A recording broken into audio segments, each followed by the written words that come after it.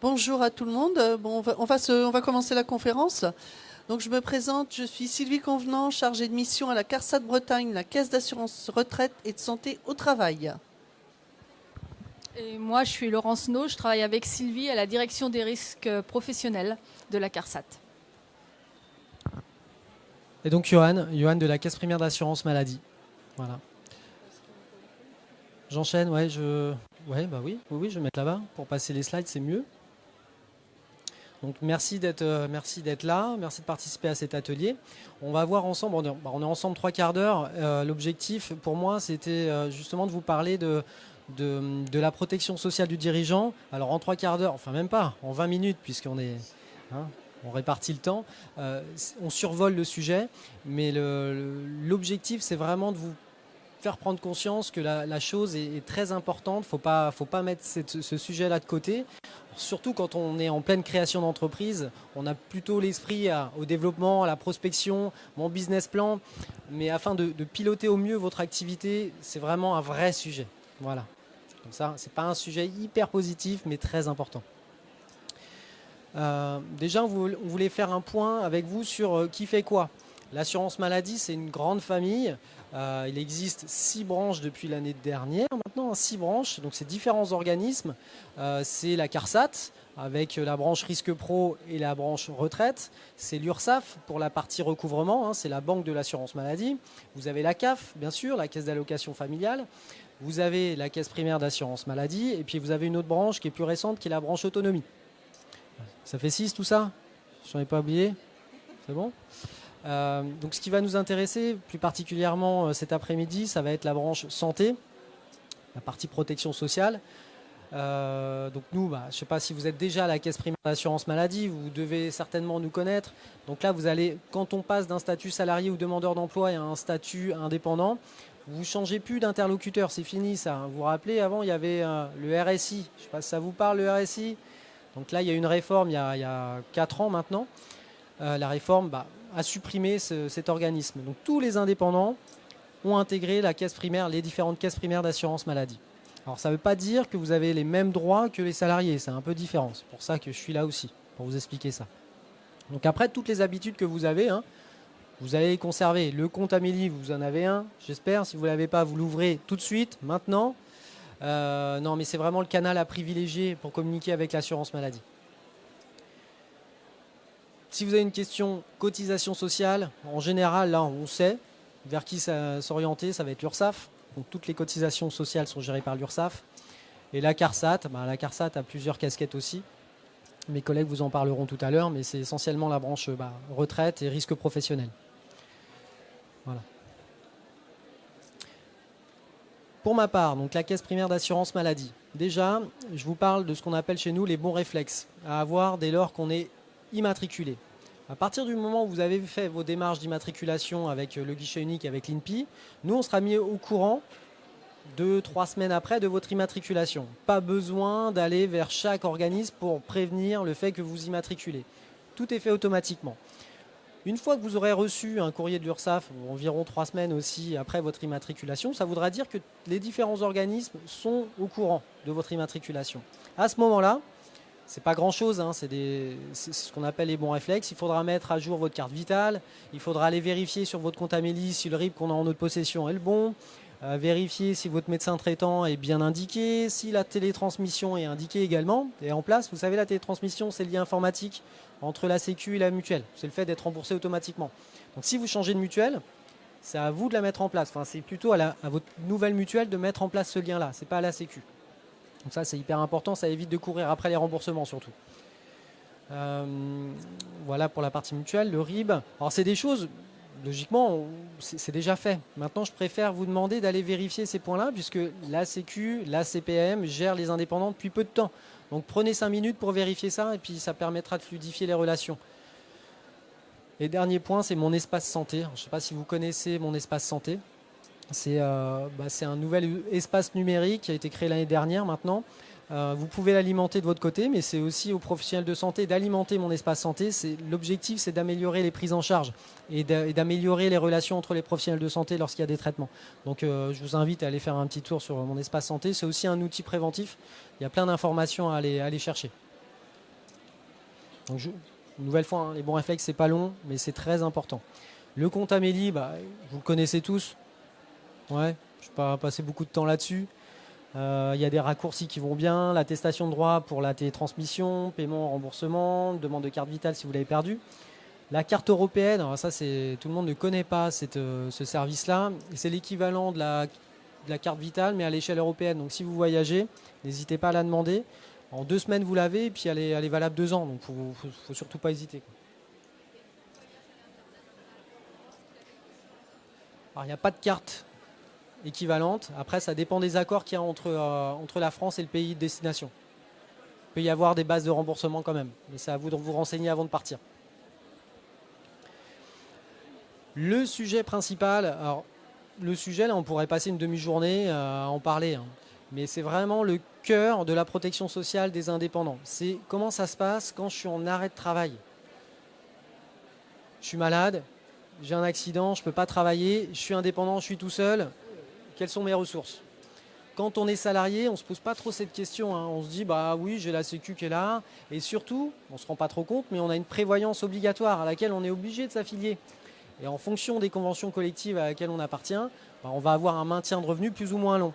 Donc ça, c'est une obligation. Vous le payez, on le paye tous en tant que salarié, ce qui ne sera plus du tout le cas en tant qu'indépendant. Vous passez à un statut indépendant, là, vous n'avez plus de prévoyance collective obligatoire. Donc il va falloir compter uniquement sur la partie régime obligatoire, la partie Sécu. C'est pour ça qu'il y a un trou dans la raquette un peu là. Donc c'est très rapide cet après-midi, mais vraiment pour vous donner une idée du fonctionnement du calcul, quand on est au réel, donc quand on crée une activité au réel, je ne sais pas si ça vous parle en termes de vocabulaire, hein, dites-moi sinon, vous avez des cotisations sociales minimales à payer. Même si vous n'avez pas de chiffre d'affaires, vous allez payer quand même des cotisations sociales, ce qui vous ouvre des droits. Et dans ce cas-là, vous allez avoir une indemnité journalière minimum de 24 €, quel que soit, même si vous avez un faible chiffre d'affaires. C'est le minimum.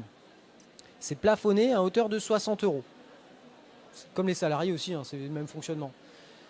Pour être au plafond, pour vous donner une idée, c'est l'équivalent, faut avoir l'équivalent de 43 000 € de revenus professionnels. Je ne parle pas de chiffre d'affaires, hein.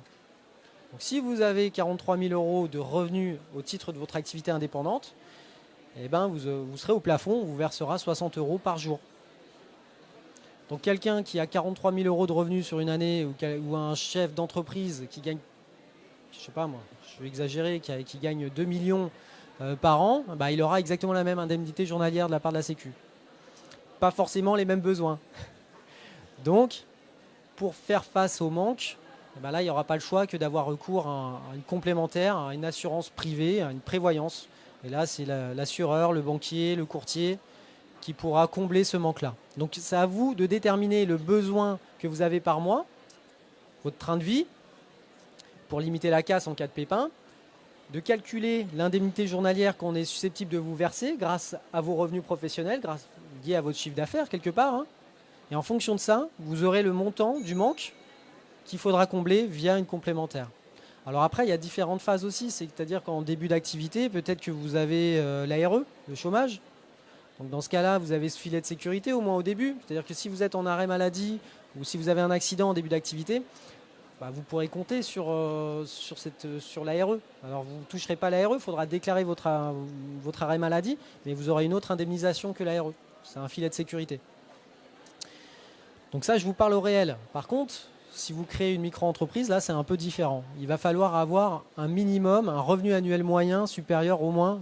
Ouais, j'ai peur. C'est mieux comme ça? Non, c'était bien. Non, c'était bien. Non? Vous m'entendez pas assez? C'est pour les gens au fond de la salle, là-bas? C'est pour le micro.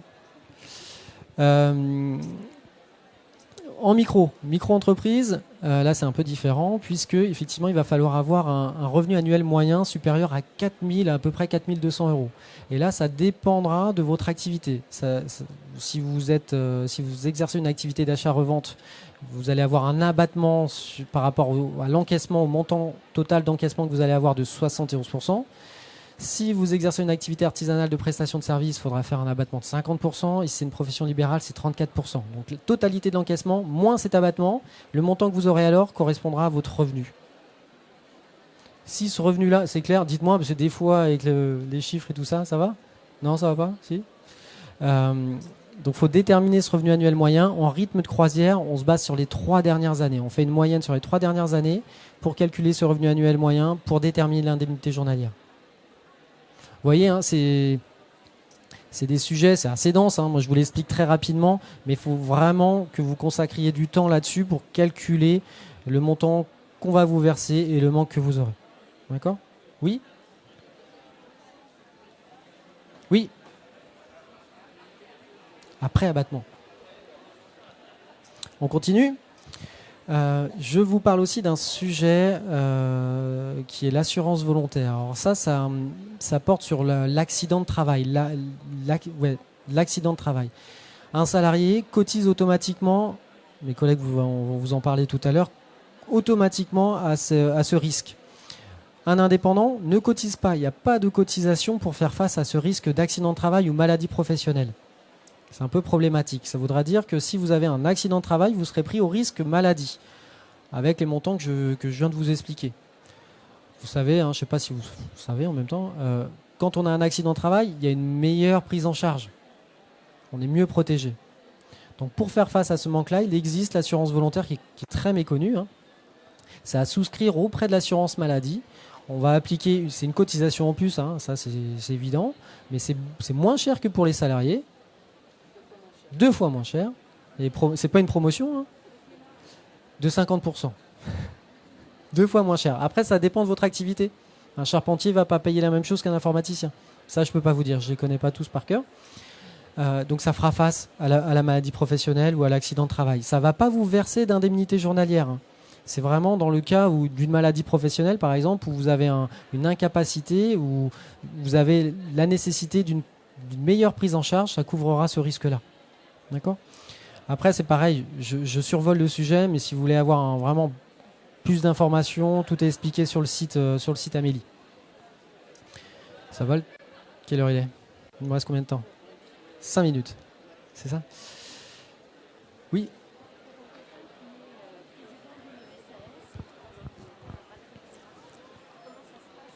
Alors, SAS, donc vous êtes salarié, assimilé salarié, c'est un peu le terme qu'on utilise. Hein. Vous allez être salarié de votre propre structure. 2 possibilités, soit vous vous dégagez un salaire minimum, il faut un minimum de salaire pour ouvrir des droits d'indemnité journalière, trimestre de retraite, etc. Il y a un minimum de salaire à mettre en place. Soit vous vous rémunérez sous forme de dividendes. Et là, les dividendes ne sont pas soumis aux cotisations sociales. Pas de cotisation sociale. Compliqué. Protection sociale, du coup. Vous voyez ? SASU, oui, c'est pareil. La DSN, alors là, ça concerne, c'est ce qu'on appelle les déclarations sociales nominatives. Ça concerne les employeurs. C'est des déclarations obligatoires pour les salariés de son entreprise. Alors, je ne sais pas s'il y a des gens qui vont avoir des salariés. Donc, il y a la DSN, ce qu'on appelle la DSN mensuelle. C'est une obligation mensuelle. C'est une photographie de tous vos salariés. Cette déclaration est transmise aux différents organismes, CARSAT, URSSAF, Sécu, etc., pour leurs droits sociaux.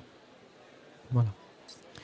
Je vous parle également de l'examen de prévention de santé parce qu'il y a beaucoup de préjugés concernant la protection sociale des indépendants, mais il faut savoir que tous ces dispositifs-là existent tant pour les salariés que pour les indépendants. Et souvent, quand on rencontre des indépendants déjà installés, ils se disent « mais moi j'ai le droit à rien, j'ai pas le droit d'aller faire l'examen de prévention, limite j'ai pas le droit d'aller voir le médecin. » Donc, non. Tous ces dispositifs-là, vous y avez accès. Donc l'examen de prévention de santé, souvent on entend un check-up, je vais faire un check-up. C'est tous les 5 ans, n'hésitez pas à prendre rendez-vous. À Rennes, c'est sur la dalle du Colombier. Et là, on vous met en relation avec des professionnels de santé qu'on n'a pas forcément l'habitude de voir. Donc c'est un examen complet. Et c'est tous les 5 ans, donc faut pas s'en priver. Donc c'est un vrai examen, vous voyez, hein, dans le détail, c'est quasiment une demi-journée. Enfin, c'est un vrai examen. Je vous parle également du dispositif HELP. Je suis très, très joyeux hein, cet après-midi, c'est pas très gai.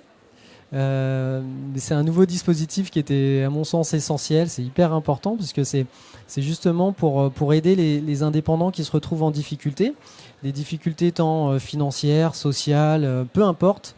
Et là, ça permet une synergie entre les branches que j'évoquais tout à l'heure, les branches de l'assurance maladie, c'est une synergie. On travaille tous ensemble pour justement aider les indépendants en difficulté.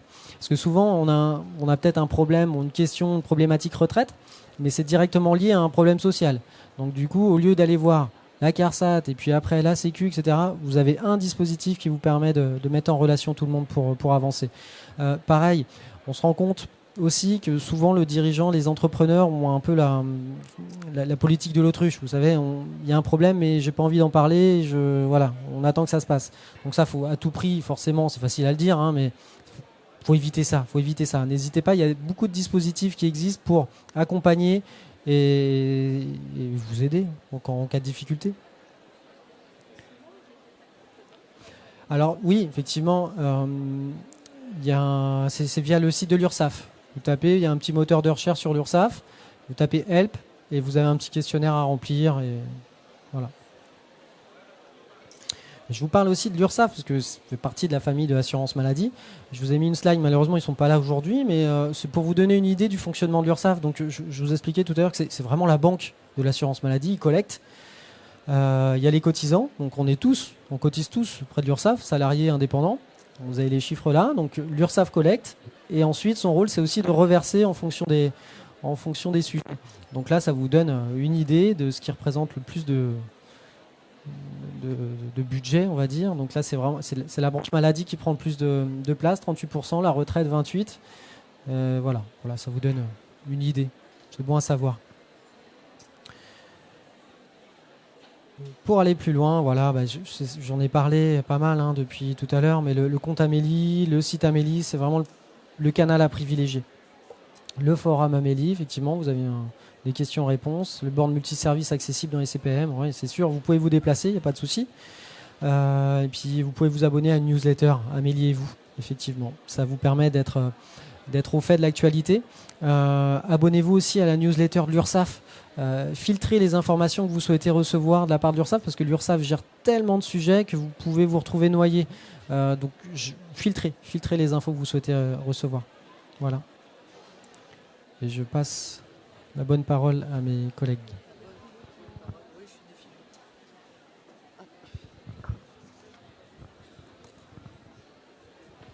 Donc, comme je vous le disais tout à l'heure, Laurence et moi, on travaille à la CARSAT, donc la Caisse d'assurance retraite, santé au travail. Donc nous, on est sur la partie santé au travail. Donc, on fait partie des risques professionnels. Donc, notre mission en tant que risque professionnel, c'est vous éclairer, vous les entreprises, et vous guider dans les démarches à suivre en santé et sécurité au sein de votre entreprise. Alors, nous, on va s'adresser plus particulièrement par rapport à ce qu'il vient de dire, aux entreprises avec un salarié au moins. Donc notre discours va être plus axé si vous embauchez un salarié. Qu'est-ce qui va arriver? Ou les démarches que vous allez avoir à effectuer. Donc à la CARSAT, on a un service formation. Donc tout est gratuit à la CARSAT. Toutes nos interventions sont gratuites. Donc on a un service formation à votre disposition. On a un service documentation où vous pouvez nous demander de la documentation via l'INRS gratuitement. On a aussi des interventions en entreprise et des aides financières pour vous aider à acquérir du matériel. Ma collègue va vous en parler tout à l'heure. Donc, j'ouvre mon établissement ou alors je déménage. Qu'est-ce que je dois faire? Donc, je dois, pour ma DSN, obtenir un numéro SIRET. Donc, un numéro SIRET, c'est ce qui va caractériser votre entreprise. Donc, c'est 14 chiffres qui est attribué par l'INSEE. Et pour obtenir ce SIRET, il faut faire une demande d'immatriculation au guichet unique l'INPI. Donc je vous ai mis l'adresse et l'INPI a un stand sur le salon. Donc c'est un portail sécurisé et il est obligatoire depuis le 1er janvier 2023. Alors les avantages de l'INPI, c'est accéder à toutes les formalités de création, renseigner les informations et surtout déposer des pièces et dossiers complémentaires. Et vous avez une visibilité sur l'avancement du traitement de votre demande. Donc, qu'est-ce que vous devez faire en tant qu'entreprise? C'est la DSN, mon collègue en a parlé tout à l'heure, la déclaration sociale nominative, qui est une formalité obligatoire pour toutes les entreprises qui ont au moins un salarié. Donc, ça centralise pour les fiches de paye, les événements. Ça arrive à la CARSAT, ça sert aussi à calculer le montant de la retraite. Donc c'est la CARSAT qui centralise toutes ces informations et aussi les complémentaires santé. Et vous pouvez faire cette démarche via vos cabinets comptables ou alors la faire directement sur netentreprise.fr. À la CARSAT, on a un service qui s'appelle le service tarification des risques professionnels. Donc ce service va couvrir les accidents de travail, les maladies professionnelles de vos salariés. Et c'est comme une assurance et qui est gérée au nom de l'assurance maladie risque professionnel. Donc comme je vous le disais, toutes les entreprises avec au moins un salarié cotisent, c'est obligatoire, pour la couverture des accidents de travail et des maladies professionnelles. Donc c'est comme un système assurantiel avec un bonus-malus. Je ne vais pas rentrer dans le détail, mais on est un assureur. Donc le service tarification, qu'est-ce qu'il fait? Donc systématiquement, au 1er janvier de chaque année, il va envoyer à l'employeur sa notification de taux avec le risque, le taux qui correspond à l'activité du ou des salariés. Ce taux va arriver à l'entreprise, donc via NetEntreprise ou via une notification papier. Et l'entreprise va régler sa cotisation pour la Bretagne à l'URSSAF de Bretagne. Donc quand vous avez des salariés, vous avez une cotisation accident du travail et vous avez 3 possibilités de calcul de taux. Donc là, le premier taux, c'est le taux collectif. Donc ça va concerner les entreprises de 1 à 19 salariés. Donc peu importe le nombre d'accidents que vont avoir vos salariés, vous aurez toujours le même taux tout au long de l'année. Ça veut dire, je prends l'exemple, vous avez une entreprise de travaux informatiques, vous avez le risque 723 ZA dans le barème, on a un barème avec les risques, et le risque 723 ZA, vous avez un taux à 0,86 pour 2023. Donc toute l'année, vous allez garder ce même taux. Après, au milieu, vous avez le taux mixte. Donc le taux mixte, ce sont les entreprises de 20 à 149 salariés, donc déjà on monte en gamme. Et là, l'entreprise va payer pour ses salariés une partie du taux collectif, donc sur mon exemple de tout à l'heure, 0,86. Et une partie du taux mixte, on va payer sur les recettes et les dépenses. Les recettes, ce sont les salaires que vous allez verser à vos salariés. Les dépenses, ce sont les accidents de travail qui sont convertis en coûts moyens. Alors c'est un petit peu nébuleux. Ça se présente comme ça, c'est un barème. Donc par exemple pour le service informatique, votre salarié est arrêté de 0 à 3 jours. Vous allez vous voir imputer une somme de 187 €. Et plus le nombre de jours d'accident va augmenter, plus sur votre ce qu'on appelle le compte employeur, vous allez avoir une somme qui va augmenter. Si vous voulez les prendre après, ils sont à disposition. Et le troisième taux, bon là ça concerne les grosses entreprises, plus de 149 salariés. Donc là on est sur les recettes et dépenses propres. Donc plus il y a d'accidents pour ces entreprises, plus elles vont payer cher. Enfin, nous, c'est vraiment notre cœur de métier, les entreprises à taux individuel, puisque là, on va faire de la prévention dans ces entreprises-là pour justement accentuer et diminuer, accentuer la charge pour eux de faire des économies au niveau du matériel qu'ils mettent à disposition pour qu'il y ait moins d'accidents, pour que leur taux baisse. Parce qu'une entreprise qui a par exemple un mortel peut fermer la porte éventuellement parce que les sommes sont exponentielles. Donc comme je vous le disais, lorsque le nombre d'accidents augmente, la cotisation employeur elle va augmenter. Donc d'où l'importance de mettre en place des démarches de prévention des risques professionnels, ce qu'on appelle les subventions. Donc les subventions, ça concerne bien les entreprises qui embauchent à partir de 1 salarié. Et ma collègue va vous en parler justement. Donc effectivement, les actions de prévention des risques professionnels peuvent être accompagnées financièrement par des subventions qu'on appelle des subventions prévention. Donc il faut avoir un effectif entre 1 et 49 salariés, cotiser au régime général de la sécurité sociale, être à jour de ses cotisations URSSAF, avoir informé les instances représentatives du personnel, le cas échéant, si vous en avez, disposer d'un document unique d'évaluation des risques et qu'il soit à jour, c'est une obligation pour toutes les entreprises, faire l'acquisition d'équipements neufs, et puis respecter les conditions spécifiques à chaque subvention. Des subventions qui sont pour l'achat d'équipements, mais pas que. On peut financer également des actions de formation ou d'évaluation des risques professionnels. Ces subventions sont nationales, donc elles sont disponibles dans toutes les régions. Elles sont par secteur d'activité. En fait, chaque secteur d'activité a ses propres subventions prévention. Par exemple, si je prends la Top BTP, on va financer de l'achat d'équipements pour réduire le port de charges lourdes, pour éviter les lombalgies. Ou on va financer également de l'équipement pour éviter les chutes de hauteur. Ce sont des risques qui sont très courants dans le bâtiment, par exemple. Et nous avons 2 dispositifs spécifiques à la Bretagne. Donc la Loco Plus Sûr, où on va financer des bâtiments, de la rénovation de locaux de travail ou de la rénovation. Et la risque d'exposition au radon, parce que c'est un gaz qui est assez présent en Bretagne. Et donc on va aider au financement de diagnostics, d'évaluation, voir s'il y a des émanations de gaz dans les locaux de travail. Voilà, et éventuellement aussi pour de l'étanchéité. Donc ces financements se font à hauteur de 25 000 € maximum par entreprise. On n'ira pas au-delà.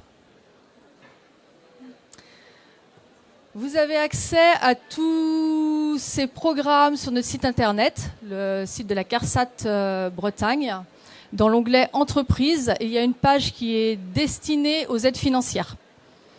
Donc pour l'année 2023, on n'a plus de budget, tout est épuisé. Par contre, on aura de nouveaux programmes en janvier 2024. Donc je vous invite à consulter à partir de janvier notre site internet. Les subventions prévention ce sont des demandes que l'on fait en ligne. Sur le compte accident du travail, maladie professionnelle, le compte ATMP qui est un service en ligne disponible sur le portail Net Entreprise. Pour créer son compte, il suffit de rentrer son numéro de SIRET. Alors c'est un service en ligne à partir du moment où on a un salarié. Il faut que vous rentriez votre numéro de SIRET, un nom, un prénom et un mot de passe. Je vais vous présenter un petit peu le compte ATMP, les différentes rubriques. Donc la rubrique sur la première page, vous avez accès à votre taux de cotisation, donc qui est entouré en rouge là, votre code risque et la date d'effet. Voilà. Et vous pouvez télécharger la décision annuelle pour avoir votre taux de cotisation. Elle est disponible à partir de janvier de chaque année. L'historique de mes taux, accident de travail, maladie professionnelle. Donc là, vous avez accès aux 3 dernières années, avec également la possibilité de télécharger la feuille de calcul. Cette feuille de calcul vous permettra de mieux comprendre votre taux de cotisation, savoir ce qui a été pris en compte. Mais c'est pour les taux calculés. Donc les taux, ce que vous a dit. Les taux mixtes, à partir de 20 salariés, vous aurez systématiquement une feuille de calcul avec une triennalité. Vous verrez les salaires que vous avez versés en totalité à vos salariés sur les 3 dernières années, les accidents de travail qui sont convertis en coûts moyens, et tout ça, ça fait un mixte pour calculer le taux accident de travail avec bien sûr des formules. Donc si vous avez des questions, on est là pour vous aider à comprendre aussi vos feuilles de calcul. Donc je continue sur la présentation. Dans cette rubrique, vous avez le détail des sinistres qui sont pris en compte pour le calcul du taux de l'année suivante. Donc sur l'année en cours, là, sur l'exemple qu'on peut voir, il y a 2 sinistres. Donc un avec arrêt de travail, l'autre sans arrêt de travail, avec le montant. Donc ces montants seront pris en compte pour le calcul du taux de cotisation de l'année suivante. Ouais, 35 183 € et l'autre, sans arrêt de travail, est à 446 €. Parce que pour vous dire que votre salarié a un accident de travail vous le mettez sur ce qu'on appelle un registre d'AT bénin. Vous ne le déclarez pas, il est déclaré sur en gros un registre. C'est un accident bénin, je me coupe le doigt, je ne vais pas voir le médecin. Ça vous sécurise pour vous. Si par exemple votre salarié, 5-6 jours après, il a le doigt qui a doublé, il va aller voir le médecin, il peut toujours, et vous ça vous garantit, vous faites la déclaration accident de travail dans ces cas-là. Il va voir le médecin, mais il n'est pas arrêté. Donc même si votre employé n'est pas arrêté, il a eu la prestation médecin, systématiquement, on va vous compter le forfait, ce qu'on appelle numéro 1, dans le forfait des coûts moyens. Et là, c'est 486 €, même s'il n'y a pas d'arrêt de travail.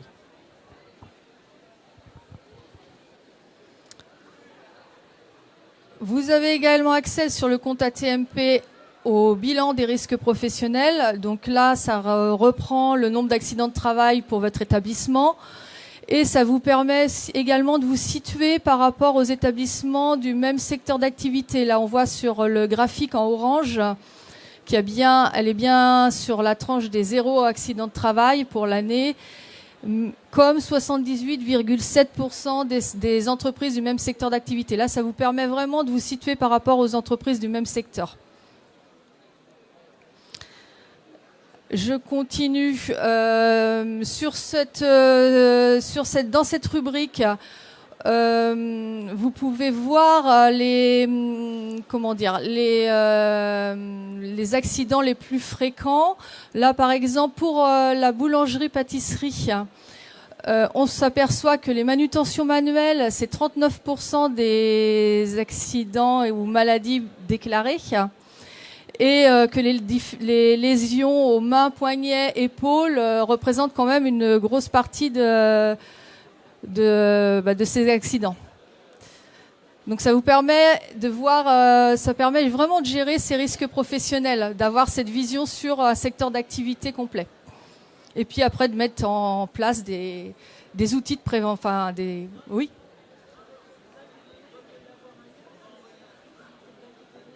Est-ce que vous pouvez l'avoir ailleurs que qu'en ouvrant un compte ATMP? Je ne sais pas, oui. Ouais, oui. Nous, la CARSAT, on peut vous communiquer ces chiffres. Et on a sur notre site internet d'ailleurs des statistiques. Ouais, vous pouvez les télécharger et retrouver tous ces éléments. Vous pouvez donc télécharger votre décision annuelle de taux ATMP. Voilà, à partir du mois de janvier.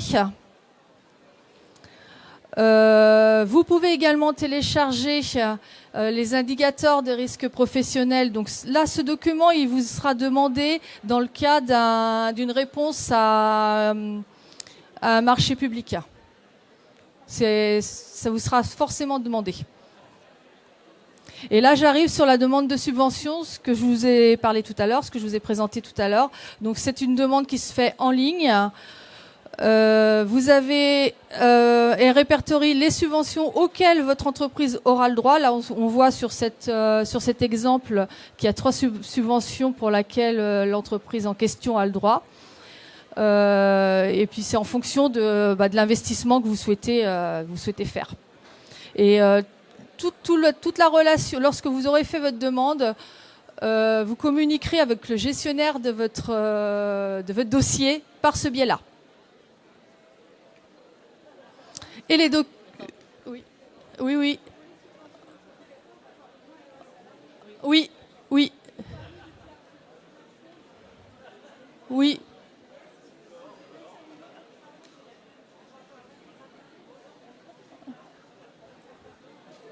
C'est un pourcentage avec un plafond à 25 000 €. Oui. Et sur les équipements, on peut financer jusqu'à 50% du montant hors taxe. Voilà. Et sur certaines prestations, on peut aller jusqu'à 70%, si c'est du diagnostic, par exemple. Mais ça dépend vraiment des subventions. Il faut bien lire les conditions d'attribution. Tout est noté. Ouais, et là, maintenant, ce sera qu'à partir de janvier pour les nouveaux programmes. Et alors, la dernière rubrique, les documents de référence. Donc, vous pouvez télécharger des documents pour mieux comprendre justement le compte accident du travail maladie professionnelle, le compte ATMP, le barème des coûts moyens que vous a présenté Sylvie, et puis des sites et nos sites utiles. On vous a remis sur les dernières diapos bien nos contacts, donc le portail netentreprise.fr pour effectuer toutes vos démarches en ligne, le site amélie.fr dont vous a largement parlé Johan, le site de l'INRS, donc l'Institut national de sécurité et de recherche et de sécurité pour la prévention des risques professionnels, qui est une mine d'informations au niveau documentation pour la prévention des risques professionnels. Et je vous invite à vous abonner à notre newsletter, la 3 minutes entreprise, qui est une newsletter mensuelle, et on y met des informations, et notamment nos agendas et des webinaires. On en fait très régulièrement. Un numéro unique pour nous joindre, le 3679. Si vous avez des questions sur votre taux de cotisation, une adresse, c'est la drp.tarification-carsat-bretagne.fr. Des questions sur le compte ATMP, c'est drp.compteatmp-carsat-bretagne.fr. Si vous souhaitez commander de la documentation, on l'envoie gratuitement aux entreprises. Il faut que vous alliez sur le site de l'INRS et vous nous faites une demande à l'adresse indiquée drp.cdi, carsat-bretagne.fr toujours. Et nous sommes présents sur les réseaux sociaux, Twitter et LinkedIn. Et on met de l'info très régulièrement. Voilà. Si vous avez des questions, vous pouvez venir nous les poser. Oui. Systématiquement, vous allez ouvrir votre entreprise, vous allez être en taux collectif. Il nous faut 3 années de cotisation pour après monter en gamme. Ça dépendra le nombre de salariés que vous aurez. Mais systématiquement, les 3 premières années, si vous n'avez pas repris d'entreprise, si vous faites une création pure, ce sera 3 années. S'il y a une reprise d'entreprise, c'est différent. Vous repartez avec le passif de l'entreprise que vous avez rachetée. Voilà, donc à faire attention si vous rachetez une entreprise justement au passif. Voilà. Oui, on est sur le stand autrement 192.